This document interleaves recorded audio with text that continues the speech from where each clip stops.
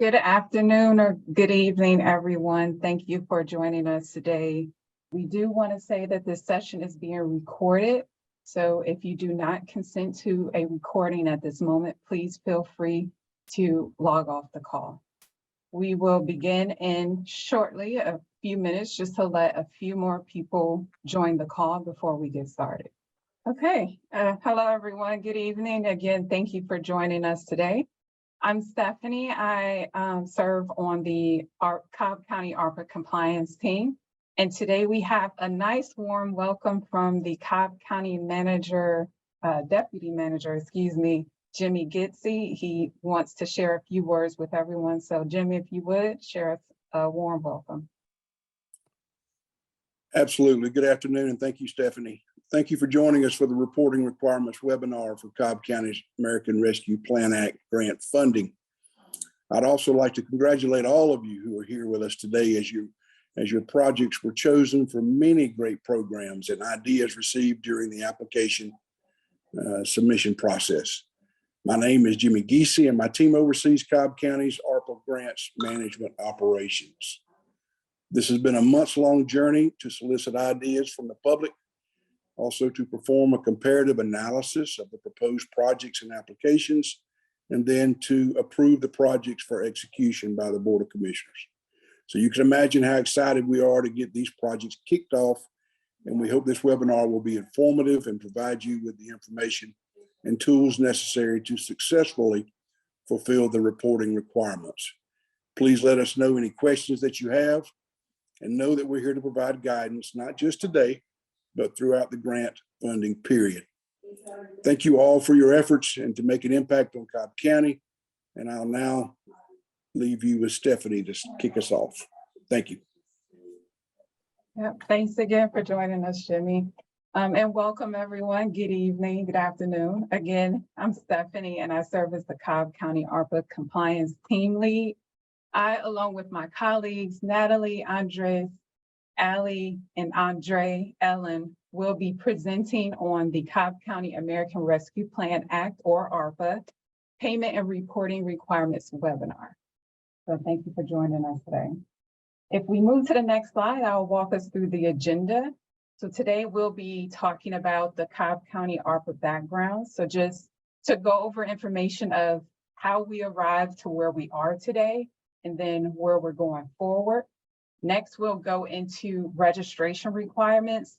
During this section, we'll talk about SAM registration, E-Verify, a lot of the emails you received regarding registrations, what those are about, what's required, and kind of what the next steps are for registrations. After we discuss the registrations, we'll talk about funding requests. These are your reimbursement requests, your requests for advance. We'll walk you through that process. We'll go through all the tips, tools, templates, all those things. We've been receiving your questions. We know you guys want a lot of good information, and that's the purpose of this webinar. So we'll actually walk through those templates, walk through some examples, and then we'll go into the reporting requirements. This is our monthly and quarterly reporting. So we'll talk about that, walk you through that process, and go into resources. Where can you find additional resources? We'll let you know what those resources are and where you can access them. And finally, we'll end with questions. So we did ask everyone to submit questions prior to the webinar. We'll run through those. And if we have time, we'll answer any additional questions that you have in the chat. And if we're not able to get to those questions, we'll make sure we compile everything, the questions you submitted in advance, and the ones you asked during this webinar, and we'll post them to the website where you'll be able to access them at your leisure. That's all I have for the agenda. I'll kick it off to Natalie, where she'll go into the ARPA background. Good evening, everyone. Thanks for joining us today. My name is Natalie, and I'll be going through the Cobb County ARPA background.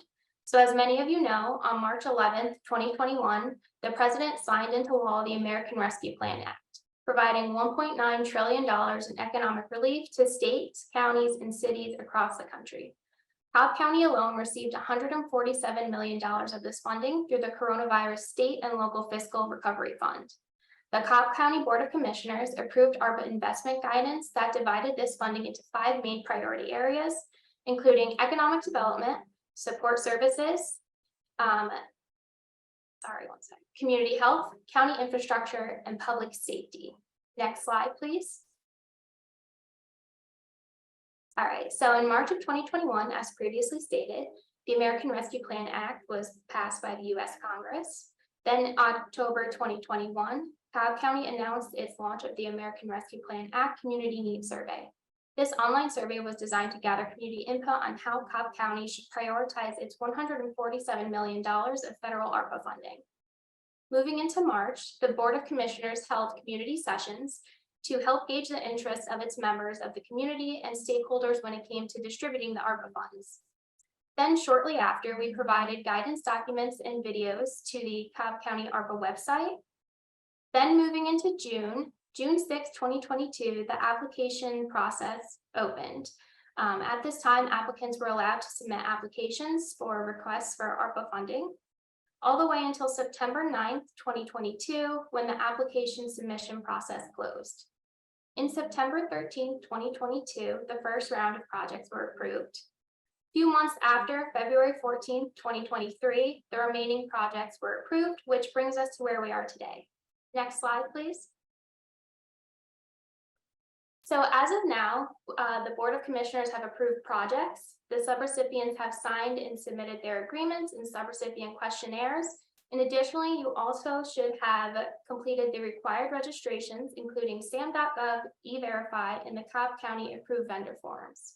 If you have not done so already, or if you have not received any communications from us regarding these registrations, please reach out to us at arpa@cobbcounty.org, and we'll be sure to get this squared away for you. What's next to come is submitting funding requests. So this includes requests for advancements and requests for reimbursements. Submitting monthly reports, including the use of funds report and supporting documentation.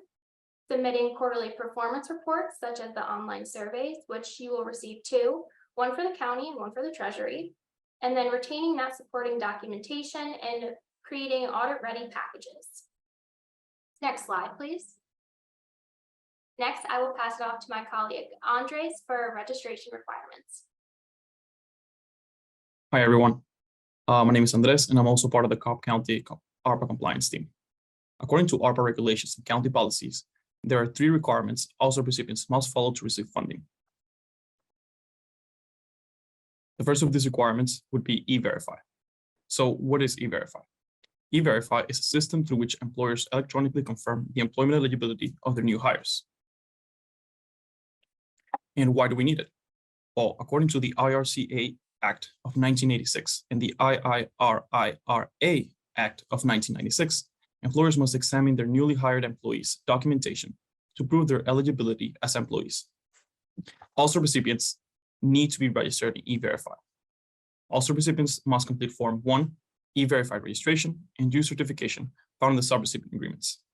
If requested, subrecipients will need to provide a copy of Memorandum of Understanding. The next requirement is SAM.gov. So what does SAM.gov stand for?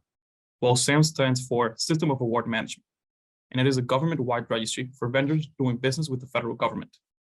Also, recipients, regardless of funding amount, in county departments, agencies, vendors, or projects, contract amounts greater than $30,000 are required to register in SAM as well. All awardees must renew their registration annually in order to continue to receive funding. When registered, organizations will obtain a UEI, which they must keep in their records. The compliance team will be periodically checking SAM.gov registrations and emailing organizations if needed. Subrecipients have to complete Form 3 of the subrecipient agreement to certify they are registered in SAM.gov. The last registration requirement would be to be a Cobb County approved vendor. Subrecipients need to be registered as approved vendors in order to receive payments. 2 forms must be completed and submitted, a W-9 and a Cobb County Vendor Master Form 2023. Only after this requirement is complete will Cobb County be able to process payments to subrecipients. Now I'll pass it to Stephanie.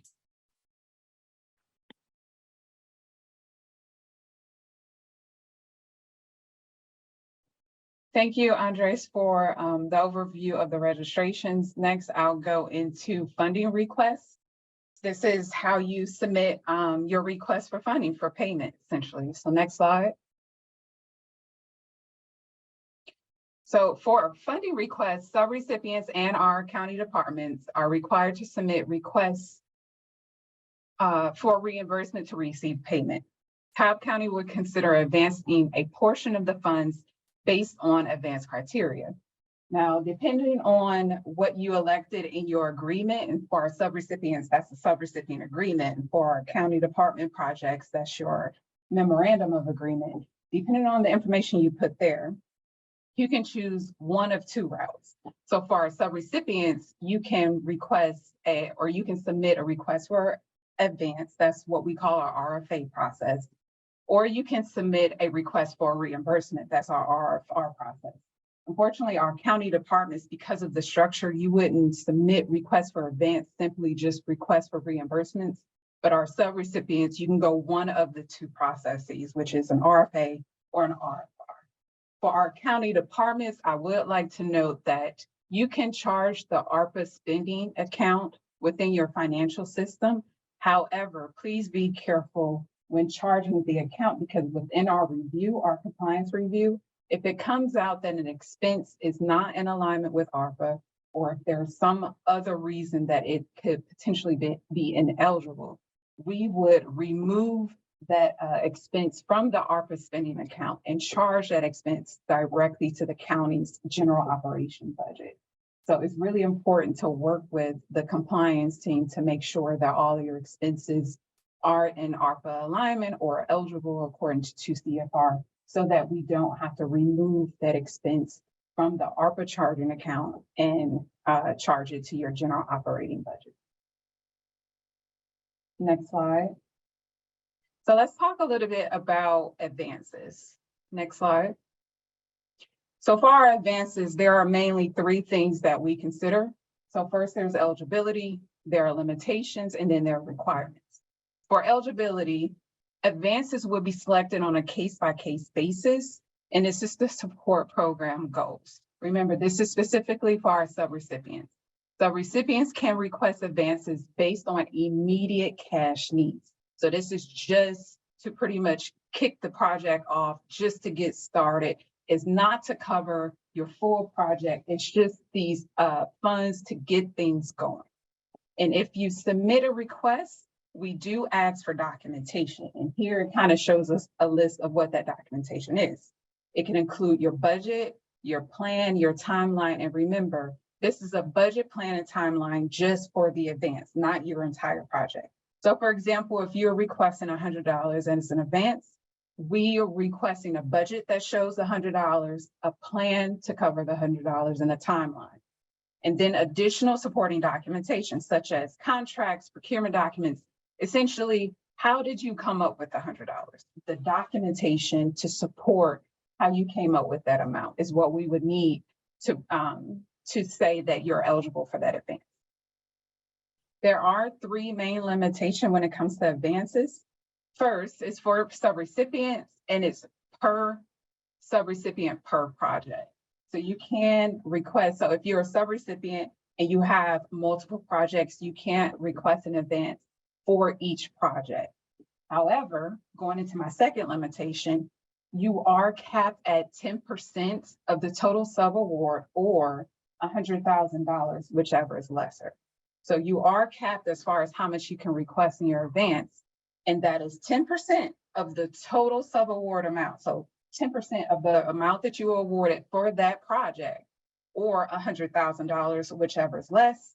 And finally, again, it is based on actual and immediate cash requirements to carry out the proposed work. Immediate, just to get the project started, is what the advances are for. The requirements, so if you are approved for an advance, there are some requirements. First, you have 30 days to spend the advance. After you receive approval of the advance and you're awarded that amount, you have 30 days to spend it. And after 30 days, you have 45 days to send us the documentation on how the funds within that advance was used. And after 45 days, by the 15th, this is your recurring monthly reporting, which we'll talk about later. By the 15th, you will submit your first request for reimbursement. We do encourage our subrecipients to use the reimbursement method as the preferred method for payment requests. Next slide. Here's an overall overview of our request for an advance or RFA process. Essentially, we begin with a request. The request was in your subrecipient agreement. I'll go through that, but you fill out the form, which is your request for an advance. We receive it. Step 2 is that we send you a form. You'll receive the form via email. And with that form, you fill it out, and that's what you attach your supporting documentation to. You email it to us, we review it. We review it. You remember the 3 main areas I went over? We review it for eligibility, or your limitations and your restrictions, being able to meet all 3 the items within those 3 categories we review.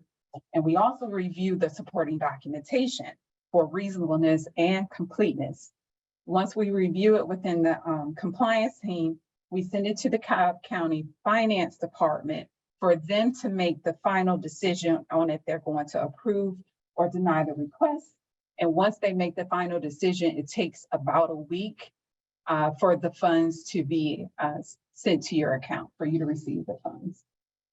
I do want to note that, remember, if you are awarded in advance, you have 30 days to spend it, and then 45 days to send the supporting documentation regarding how you spent that advance.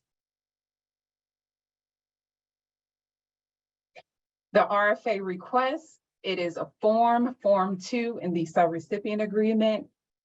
If not you, someone in your organization, whoever reviewed the subrecipient agreement and signed it, it should have been your authorized representative, would have seen this form. It was towards the end, towards the back where all the forms are located, where you can request an advance. It went through all the award terms and conditions. If you completed it, we collected that information and we will send you the next step, which is the actual form that you will complete. So this is the request process. This is step 1 in order to receive the advance, is submitting this form within the agreement. Next slide, please. After we received that form, if you completed the subrecipient agreement and added and filled out the form within the agreement, we received it, we reviewed the actual RFA form. This is a screenshot of what that form looks like. And at the top is the administrative data, which is just simply your program name. Because remember, you can submit an advance per project or per program. So you want to make sure you specify which program the advance funds will be used for. Your organization name, your UEI. Remember, Andres went over the SAM.gov registration. So the only way for you to have a UEI or unique entity identifier is if you register in SAM.gov. That's why it's very important. And just to highlight, in SAM.gov, it's an annual registration. So it's not a one time and done. You actually have to register every year. So please make sure you stay on top of that, because if you don't, we in compliance will remind you. So UEI and then the subaward number, this is the number once all the signatures are added to your agreement. We add the subaward number and send that to you. So when you get a copy of the complete agreement, you'll have the subaward number there. So make sure you add it to your RFA form. And then the award amount of the project. The lower half of the RFA form is your RFA number. So you receive 1 advance per project. So it'll just be 1, the number 1. And then your scope of work. So what are you using the advance funds for? We need you to detail what will actually take place with these funds, then the timeline of when you plan to spend the funds, and then the actual request, the dollar amount of the request for the advance. Wait a minute, can you go back, before you go to the next slide? I want to make sure I point out again that when you talk about the scope of work, is only for the the advance, the funds that will be used for the advance. This is not where you go into the scope of work for the entire project. No, we just need to know the scope of work, the timeline, and the dollar amount for the advance. Next slide. And finally, on the RFA form is the bottom half, which is your signatures. Please make sure you have your authorized representative sign. And what constitutes a complete form, and this is the checklist here on the slide, is the actual form, filling out the administrative data, that's your project name, the organization name, UAI, that information, and then the details of the request, your description, your timeline, description meaning the scope of work, timeline and total amount of the requests. Also a brief summary. So when you email us this form with your supporting documentation, in the body of the email, we are asking that you provide a brief summary that includes the reason why you would not be able to execute the project without an advance payment. This summary is very important. It goes into our review process for our eligibility. So please do not forget this step of adding the brief summary that includes the reason why you would not be able to execute the project without an advance payment in the body of the email that you send with the form attached and your supporting documentation. Also, as far as the checklist, please make sure you're using the correct naming convention. So in the subject of your email, you want to spell out the RFA submission date, your organization name, and then the RFA number. We have an example here. So May 15, 2023, sample nonprofit Inc. RFA 1. You want to make sure you're using this naming convention and the subject of your email. This to just help with tracking and reporting, just overall help us to keep track of the request that comes in, and it just makes things much more orderly. So please make sure you're using the naming convention, and then the email address, right? Well, where do you send this to? Is ARPA@cobbcounty.org. That's where you send your RFA form and the supporting documentation. You're putting in the body of the email, the brief summary. You're using the naming convention in the subject header, and you email it to us with your first RFR or request for reimbursement, which would be by May 15th. Next slide, please. The final steps in the RFA process, this is where we conduct our review of the documentation. We're looking for reasonableness and completeness. And then finally, it goes to the Cobb County Finance Department, where they'll either make the final decision to approve or deny. And if they do approve, you receive an electronic funds transfer. Again, Andres went through the required registrations. That's the approved county vendor. So in order to receive the funds electronically, you have to be registered or an approved vendor with the county. So please make sure you're completing that step. Otherwise, we have no way of getting the funds to you. So if you are approved, you receive an EFT within a week after your approval. Andres, can you talk about the RFR process? More than happy to. So the RFR process is very similar to the RFA process. First of all, we need you as awardees to complete, sign, and submit an RFR form and the supporting documentation to ARPA@cobbcounty.org.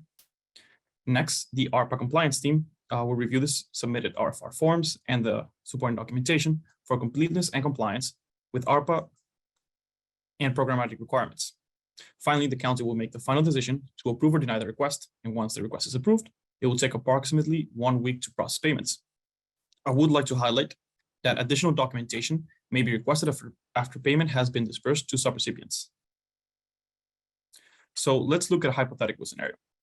Let's say that Billy is representing a sample nonprofit Inc., which is a local organization that focuses on providing workforce development training for low and moderate income residents of Cobb County. Billy's project got approved for $23,000 and 1 month has elapsed. So let's dig into the details.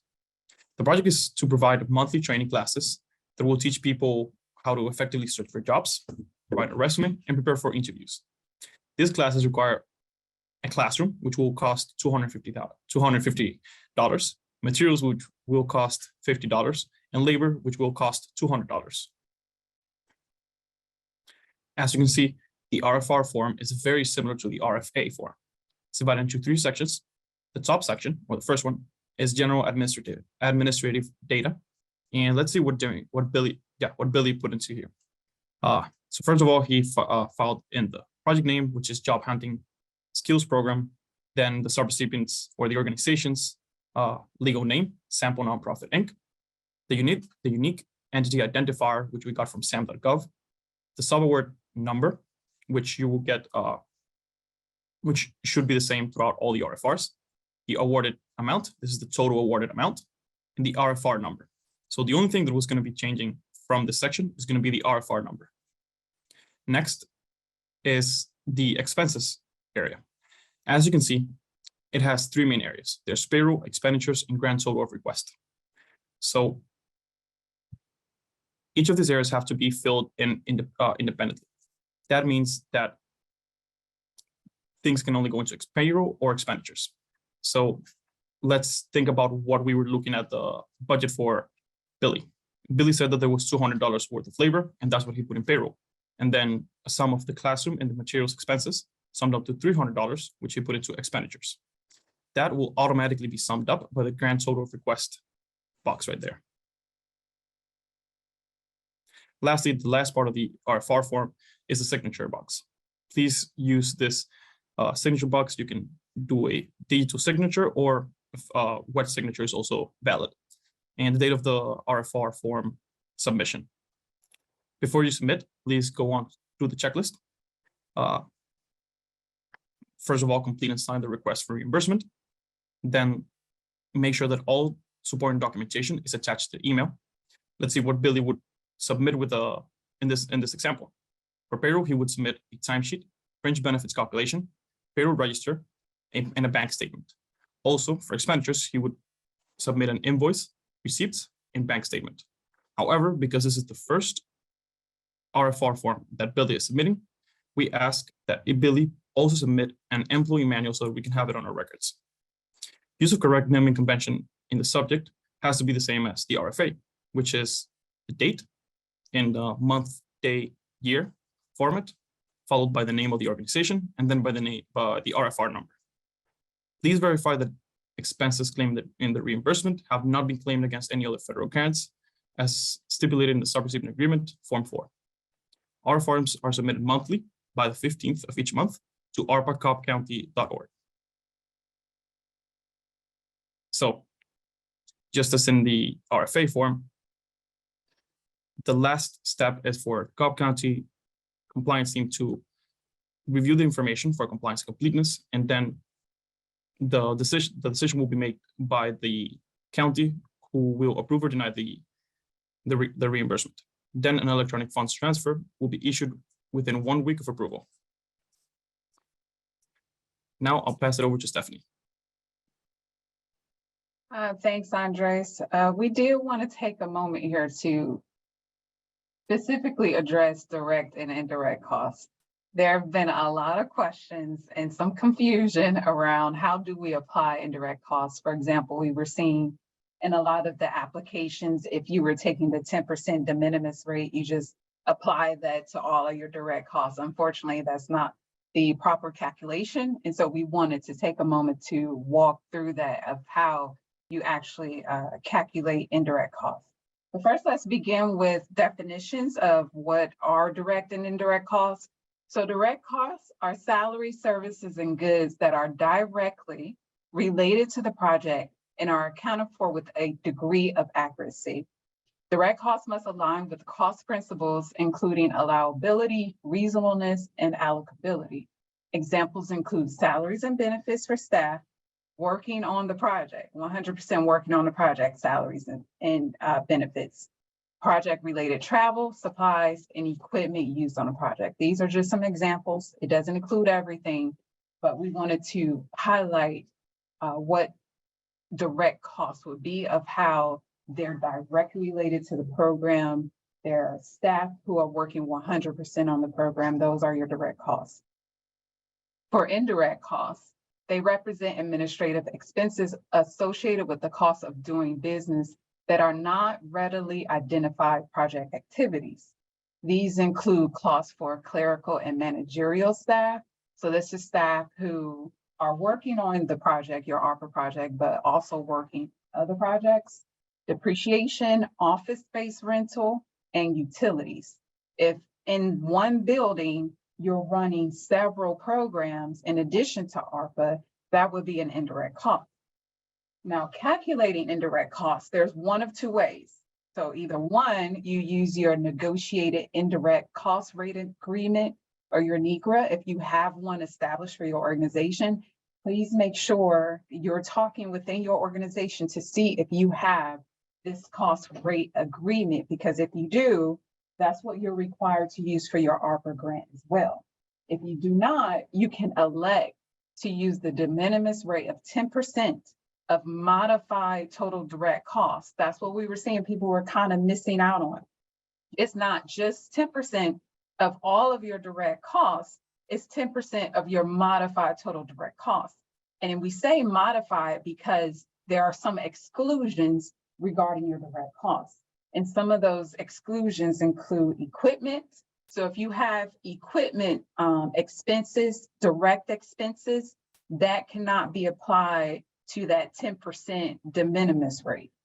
It also capital expenditures, any capital expenditure costs cannot be applied. If you're electing to the 10% de minimis, which we've noticed a lot of people are, which is fine, you know, if you don't have the negotiated indirect cost rate, then you can use the 10% de minimis, but let's just make sure we're applying it correctly.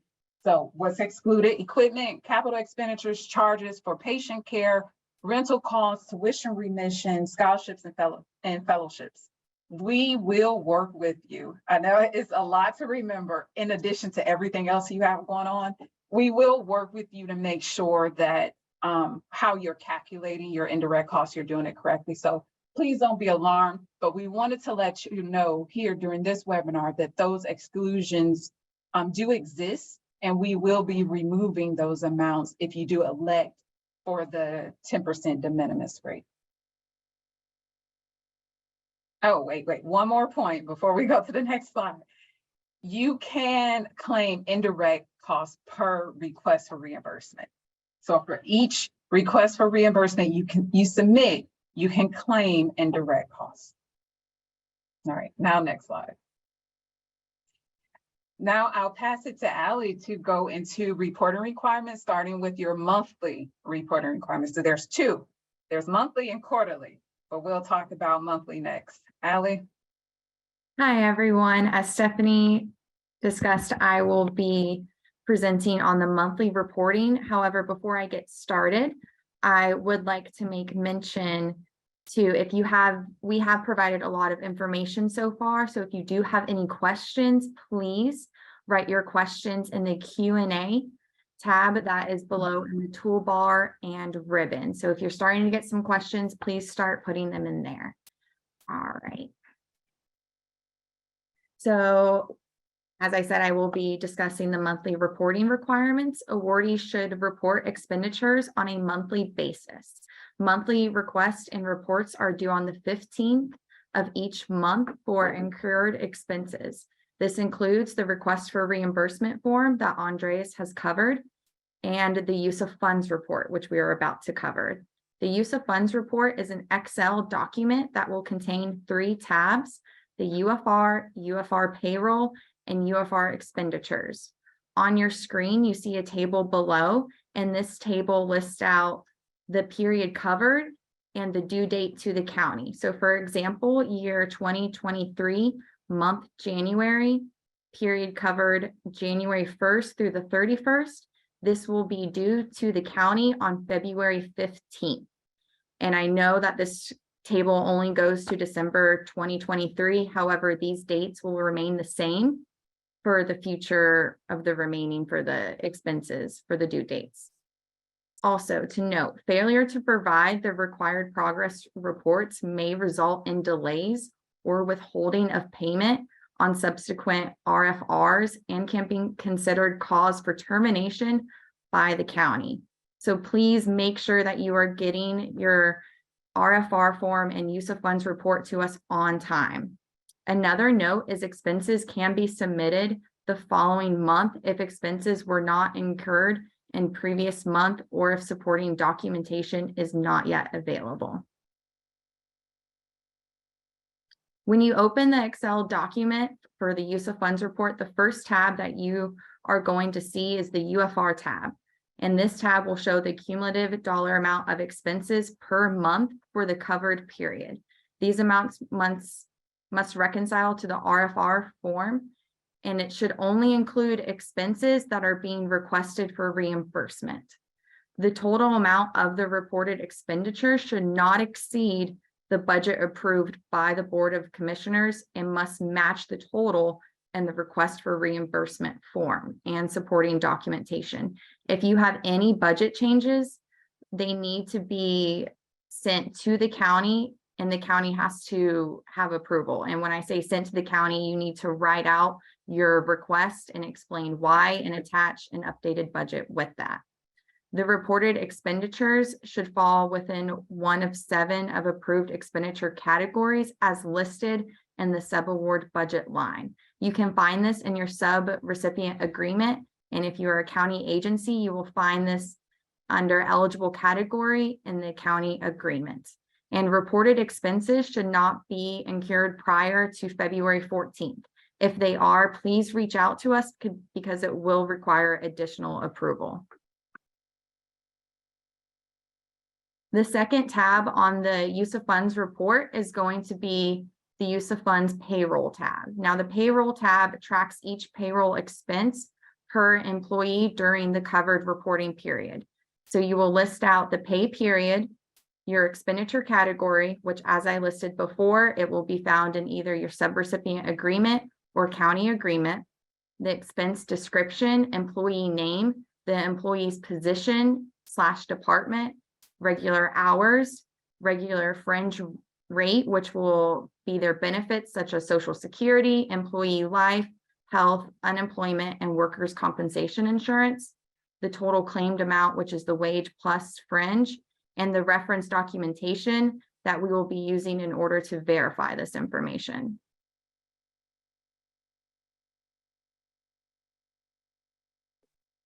The last tab of the document is going to be for expenditures. So expenditures tab will list the expenses during the covered reporting period. So an example would be that that your organization made a purchase from Amazon and you bought poster board. So the vendor would be Amazon. You would list your expenditure category, the invoice number / receipt that would be found on top of the Amazon documentation, the date of purchase, the claimed amount that you are requesting reimbursement for, description of what this purchase is, and we will be checking that against the scope and against the ARPA alignment to make sure that is aligned, reference documentation where we would be verifying this purchase, and then any additional comments that you feel that we need to be aware of as we are reviewing this expense.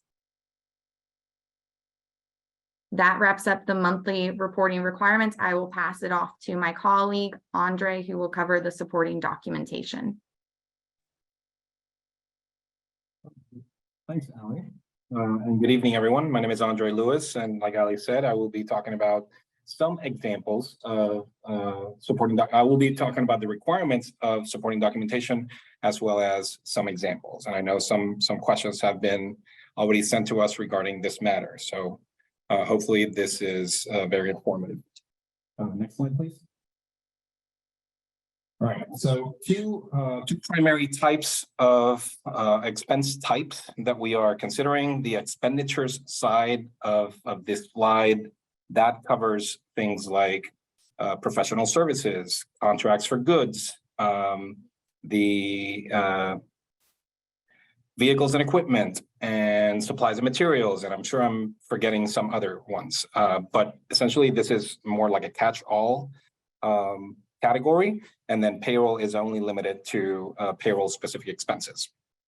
So on the expenditures side, if we are talking about an expense that is a contract-related expense, we are going to need your procurement policy.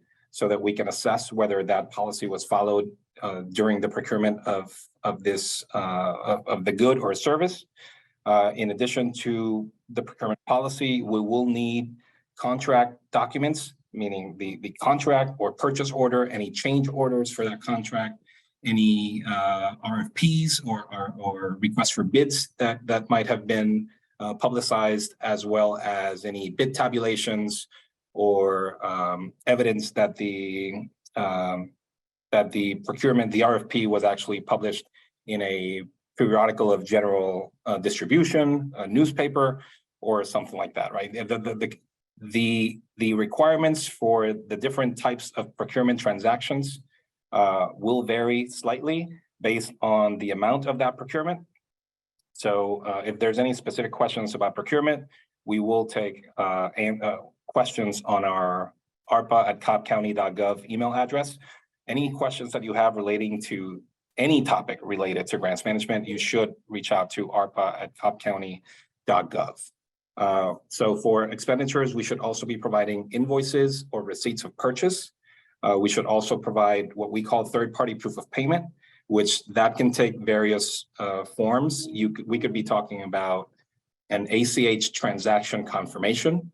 We can be talking about a canceled check if we have a front and back copy of that check. If we don't have the back copy of that check, but we do have the front, we could do with the front copy with a bank statement showing that that check number was for that same amount was cashed and that it's showing in the bank statement. And these are not all, this list is not all inclusive. There may be other documents that may be relevant depending on the nature and substance of your transaction. So if you have any questions, like I said, please send us an email at arpa@cobbcounty.org. As far as the payroll expenses, similarly to the procurement side, we are going to need to understand what your employee policies are, including policies for overtime, for time off, and other payroll related policies, depending again on expenses that you may have claimed. As far as specific to the employees or transactions being claimed, we will need timesheets to serve as evidence of the hours worked.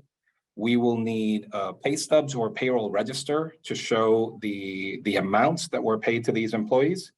We will also need, I'm going to skip a couple, I'm going to skip to proof of payment. Similarly to the expenditures tab, to expenditure side, we are going to need a third-party proof of payment.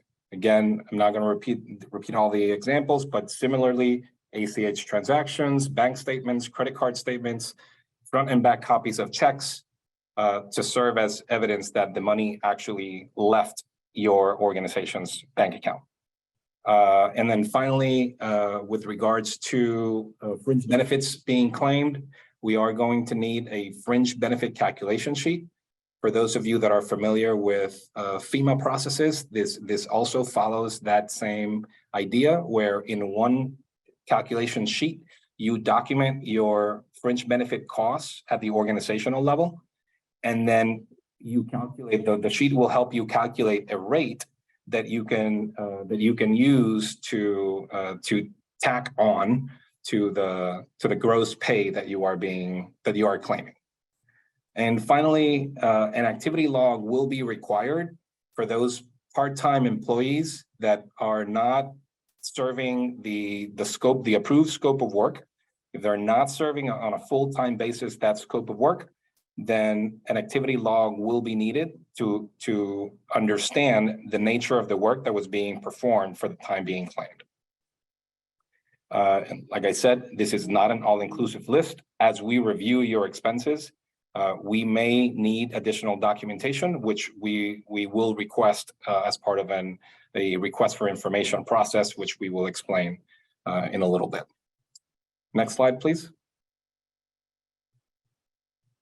So a few tips to help you, be successful in claiming your funds and getting paid as soon as possible. So file organization is key. There's going to be a lot of documents that have to be organized that we have to review. So if you can, the more organized your documentation package is, the easier it is going to be for us to complete that review. So we suggest that you keep your files organized by the RFR submission so that you can properly and accurately keep files separate, and you don't potentially duplicate any claims, which will result in delays, right? Because we have to make sure that duplication of benefits is not, that no expenses are being duplicated in your across claims, right? That you don't repeat an expense from RFR 1 and then potentially claim it again in RFR 2 or 3 or later on. Additionally, please send us all your supporting documentation through the email, arpa@cobbcounty.org. Or if you want to provide access to us through your cloud-based storage website, you can just make sure to provide us access so that we can go in and actually download that documentation. Like I said earlier, if we have a need for, if there's missing documentation or there's additional documentation that we will need that wasn't initially requested, we will be sending a request for information to you, and the timelines to respond to those RFIs are going to be explained in a little bit.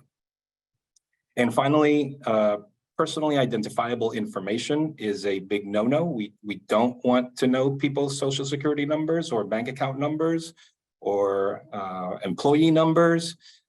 Just please protect that information. If we identify any documents containing PII, we will have to remove them from the county servers, and we will not be able to accept or review them. And we will have to get back to you to get an updated version of that file where you can redact the PII that might be present, and you can redact it using the Adobe redaction tool. If you have any questions on how to do this, please send us an email to, again, arpa@cobbcounty.org. Next slide, please. All right, examples of supporting documentation. Please note these examples are included on here as the more common examples of supporting documentation. There may be very specific transactions that are not covered here. If you need assistance in trying to figure out what we are looking for those transactions, then again, please send us an email, arpa@cobbcounty.org. So on here, my colleagues explained a few minutes ago about the use of funds report. There's an image of that or a screen capture of that use of funds report where you can see that we will collect information about, in this example, for a payroll example, we will collect information about the pay period, the expenditure category, who the employee is that you are claiming, the amount of their salary that is being claimed, the fringe benefits, the amount that is being claimed, and then the reference document that you are providing, right, for supporting documentation. So because it's a payroll transaction, like I explained, we will need a timesheet, we will need a payroll register, and we will need a proof of payment. In the next slide, please, I'm going to talk about what procedures or what we would review in these documents so that you can properly prepare your packages and make sure that all the information is readily available. So as far as the timesheet goes, we will be looking to make sure that the document contains your organization's name, that it contains the employee name being claimed, the detail of the hours by day that person worked. If this only applies, by the way, to hourly rate employees. If you have a salaried employee or somebody that gets paid the same amount no matter how many hours they're working, non-exempt should be the better term. We understand that a timesheet may just not be available because it's not part of of your internal processes. So in those scenarios where we have a salaried employee, a timesheet will not be required. But if it is an hourly employee, then we will need it. So like I said, we will need the detail of hours by day. We will need to make sure that this is for the proper pay period. If the document that you are sending us appears to need a signature, then we will be looking for that signature to be present. And finally, if you provide a separate activity log, then we won't need to see the description of the work activities, but if there's a way for you to include it as part of the timesheet, you can do that. What we need to understand is what work was being completed for the hours that are being claimed. So next slide, please. As far as a payroll register, very similarly, we're looking for your organization's name to be somewhere in that document that identifies that document as being your organization's document. We will then look for the same employee that we were looking at the timesheet or in your claim, in your UFR, right, the use of funds report. We will make sure that the dates line up and that the payroll data as well lines up. And then finally, next slide, please. We will reconcile the information that is included in the summary section of that payroll register at the very end. We will make sure that the transaction in the bank statement can reconcile to the payroll register, right? So as if your organization does electronic deposits to your employees, that payroll register will allow us to understand how the ACH transactions were processed by the bank. So we will need that bank statement. And again, very similarly and self-explanatory, we will be looking for your organization's name in the bank statement, as well as the date of the transaction, that it can be determined that it is a payroll transaction from that description, and that we can reconcile the total payment amount to the amount on the payroll register. On the other hand, if your organization issues payroll checks that are cashed, then we go back to what I described earlier, where we can see a cancel check front and back copy, or front copy with a bank statement.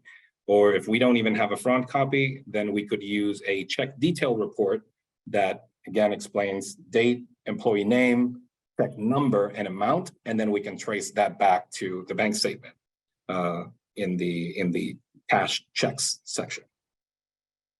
Next slide. And then finally, these are screen captures of the fringe benefit calculation sheet.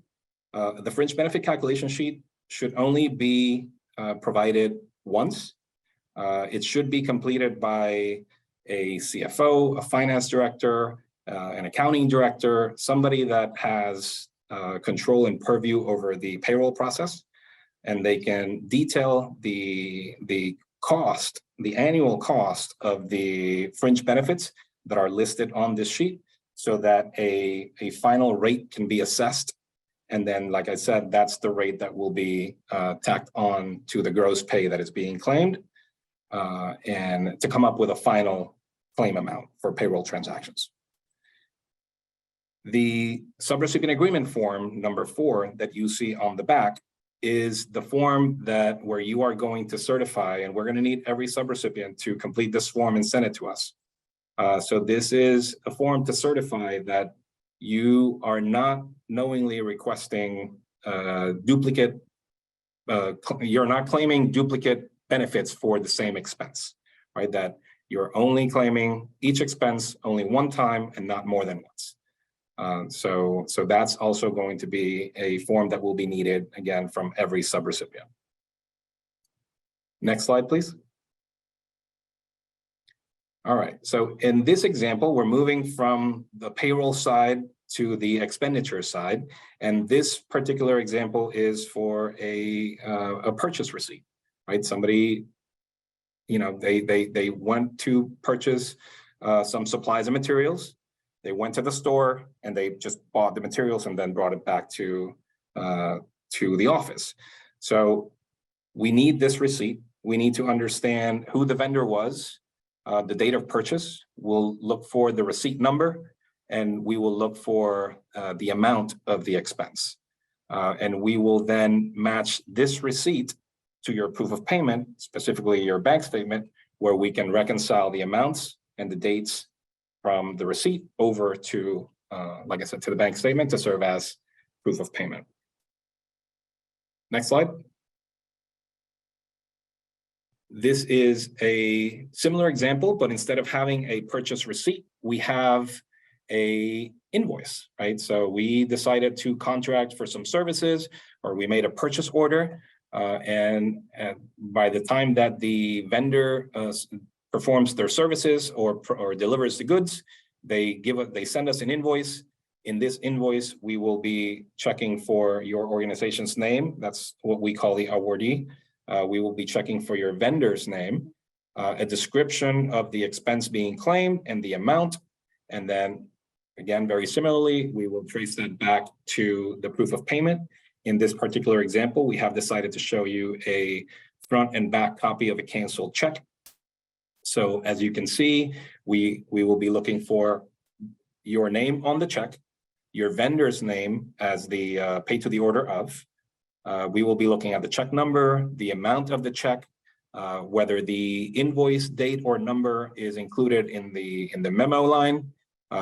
Make sure that the check is signed, right? So that it's an actual check that was negotiated. And then finally, on the back copy of the check, we will make sure that those little lines and codes that the bank puts on there as they are negotiating or canceling the check, that those are present to serve as evidence of that check having been canceled. Next slide. All right, and so when we are looking at an invoice that ties to a contract, maybe not a purchase order, we are also going to trace the description of that, the description for the expenses on that invoice.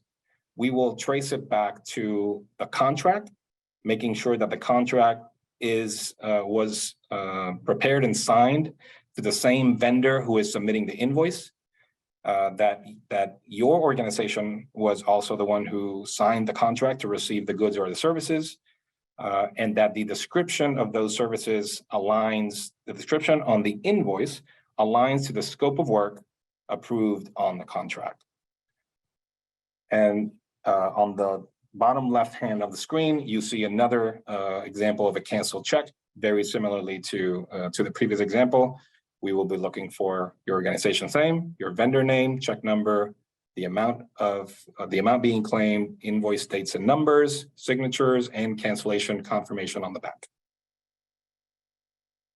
Next slide, please. And I will now leave you with Ellen to walk us through the remaining requirements for reporting.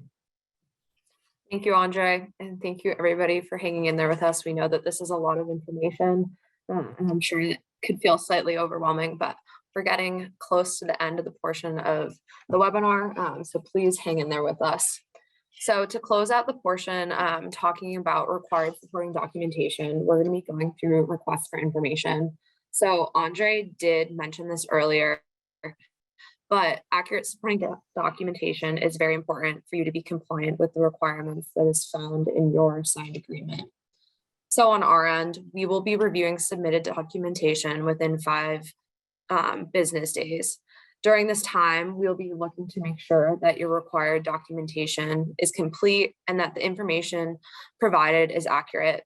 So everything that has just been discussed previously, we'll be making sure that that information is complete and that moving forward, there will be no issues with the documentation that you have presented to us. So if there is a situation where there is missing information or we need clarification on the documentation that you've provided, we're going to be sending you a request for information. So this RFI will be going to the email provided for the main point of contact we have listed on our records for your project. So we're going to emphasize that it's very important that the inbox is monitored for this email address and that you are able to respond to it within 2 days. So once you've responded to the information, we do expect a response in 2 business days. And once you have addressed our questions, we'll respond again with any potential findings. Failure to respond in a timely manner will cause a delay in the payment and reporting process.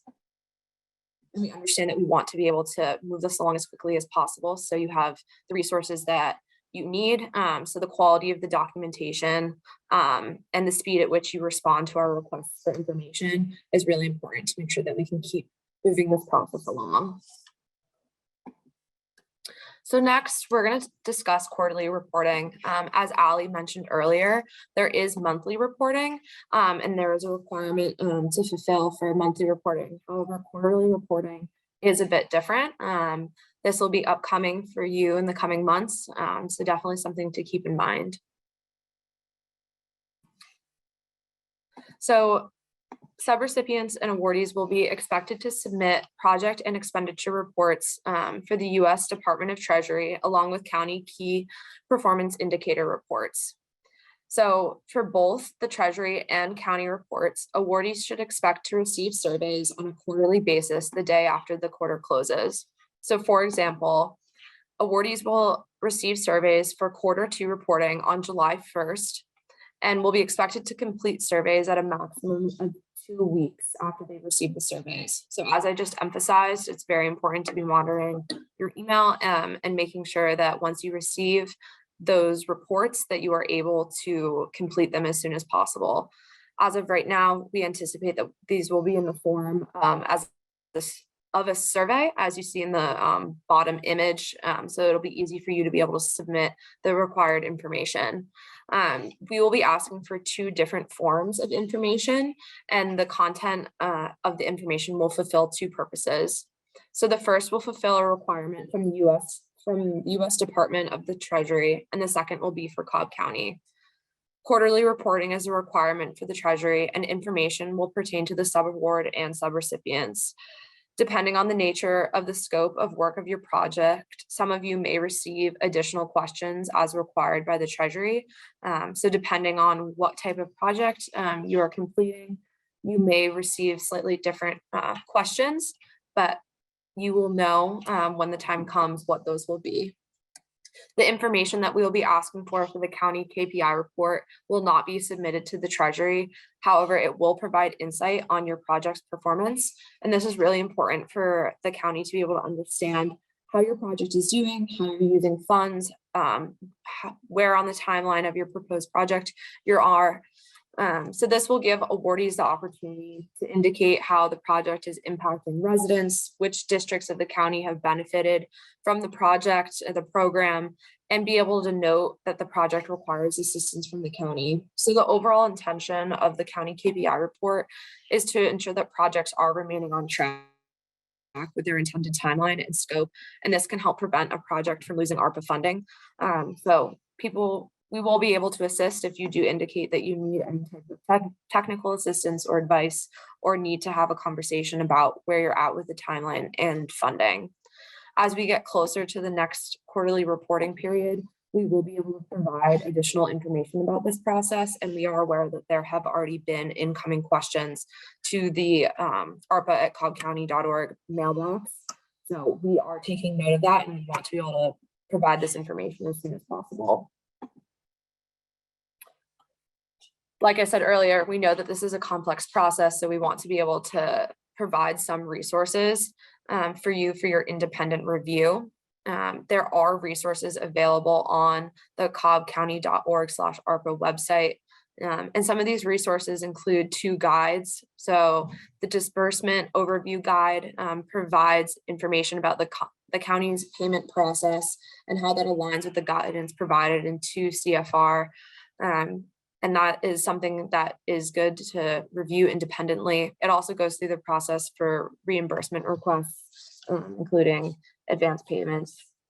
So I also saw a question that I think had been addressed, but this presentation and video will also be recorded and posted to the ARPA website as a resource and a guide for you to be able to refer to throughout the process.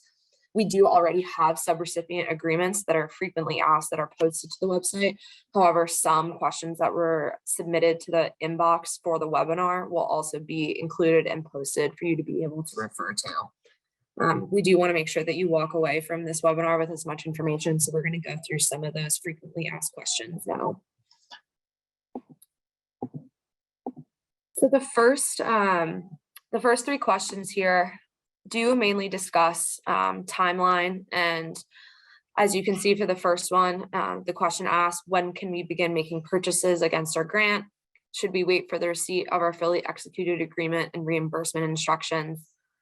Second, is there a document that informs us regarding the grant process? We would like to be able to start spending the funds. And then the third one refers to the subrecipient agreement and discusses the term date. What exactly what receipt dates can we begin submitting? So the answer to all of these is that expenses can be incurred based on when your project was approved. So for example, if your project was approved on February 14th, you can begin incurring expenses on or after that date. Incurred expenses prior to the project approval date require additional approvals. So anything prior to, I believe that's Valentine's Day, you're gonna have to submit additional information, and you can email arpa@cobbcounty.org to submit these requests.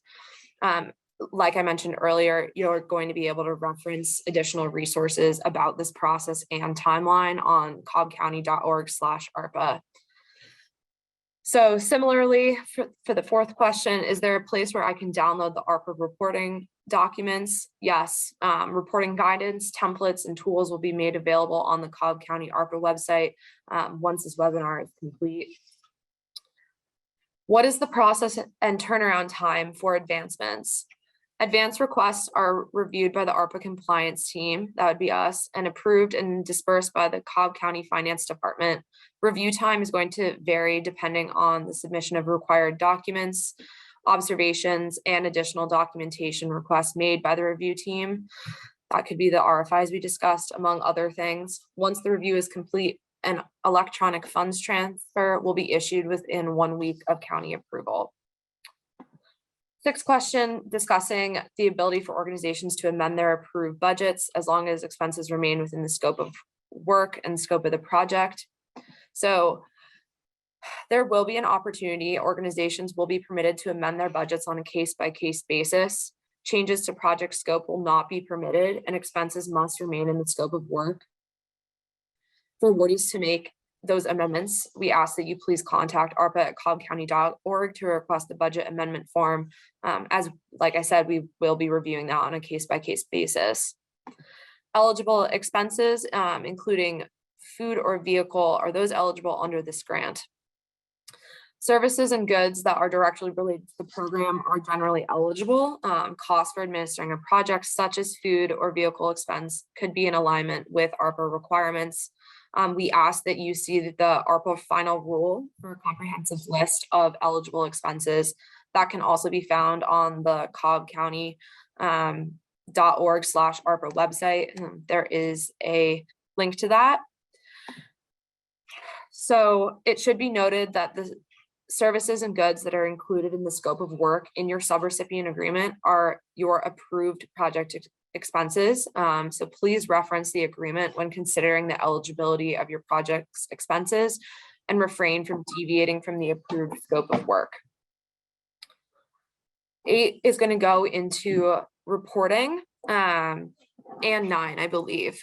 So the 8th question discusses, when delivering services through this grant, must they be for verified Cobb County residents or services delivered within Cobb County to an individual residing in another county? So as we've discussed during the webinar, the county is going to collect information about the project's performance on a quarterly basis, and we will be asking how many Cobb County residents were impacted during that time frame.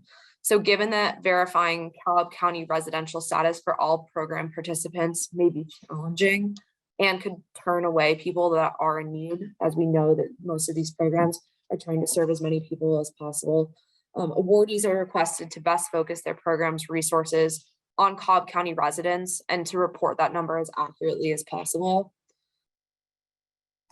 And finally, this question asks, in our agreement that we received in March, it had February 15th, March 15th, and April 15th as dates for request for reimbursement and spend plan report timeline dates, and then April 7th as the progress report date.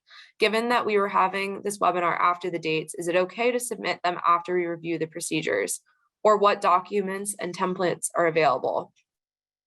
So awardees are required to submit requests for reimbursements, RFRs, by the 15th of every month after project approval, monthly reporting. The first RFR should be submitted by May 15th of 2023. So awardees will be provided these tools, templates, and guidance documents related to the payment requests after today. So please keep an eye out for those resources and documents. So those were the questions that were submitted prior to the webinar, and we were able to collect information and respond to those. We have taken note of your Zoom Q&A questions, but I'm going to pass it back over to Stephanie. Thank you, and go for it, Steph. Yes, thanks, Ellen. So this concludes the presentation portion of the webinar. Again, if we did not get a chance to get to your questions, you all had some really great questions, of which we have captured all of those, and we will follow up. We'll have on the resource, we mentioned the ARPA website. So we'll be posting and updating the FAQ section, which will have your questions there. So it'll be available to you. So we'll get that posted as soon as we have all the responses. So that'll be available to you for the questions that have been asked during this webinar. And then also we're always available through our ARPA@cobbcounty.org mailbox. We are here to assist you.